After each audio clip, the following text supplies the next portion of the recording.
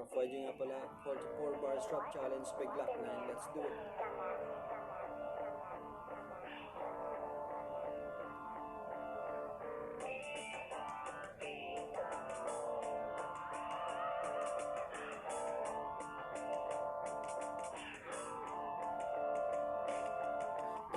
Simulan natin ang istorya kahit di pa pasok sa masa. Ako'y isang makatanaw, walang guro na nagturo.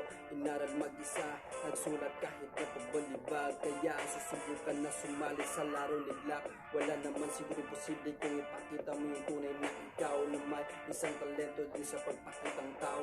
Tunay to kahit walang umihiyaw. Huwag ka lang magpakasilaw sa mga pera na hilaw. Alam mo yan sa iyong sarili mo na kaya mo maging ikaw. Di perang basihan para makilala ka ng lahat. Magpakatotoo ka lang yan, tunay sa salitang sapat.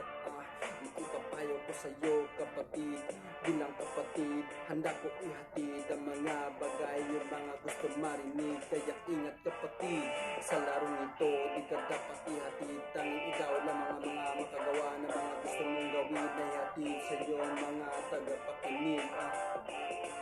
Kaya ngayon sa kinarinig nang galing kay please ko, sobra yung solido, laki ng pinagbago. Daming gumanga sa pag-aangat na ipanalo. Kaya salamat sa iyo, musika na tumatak sa puso at isip ko. Kaya ako isa sa mga simple na makata. Di basta nagpaparaya kahit dami na hila pababa, pero di nagpabaya sa sarili na tiwala. Alam ko darating din mga araw na mahisot, yan ang imposible mangyari kahit di man mabilis. Kaya ko magtiis kaysa makisama sa mga naplano na puro lang mintis.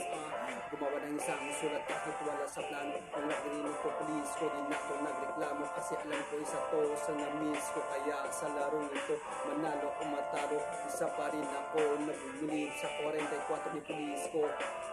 Kaya sa laro na to di mo na dapat panggayahin. Kung isa ka sa magaling, di ka sumali sa amin. Pakita mo na ikaw ay magaling. Patunayan mo, patunayan mo, patunayan mo, patunayan mo, patunayan mo, patunayan mo, patunayan mo, tunay na ikaw.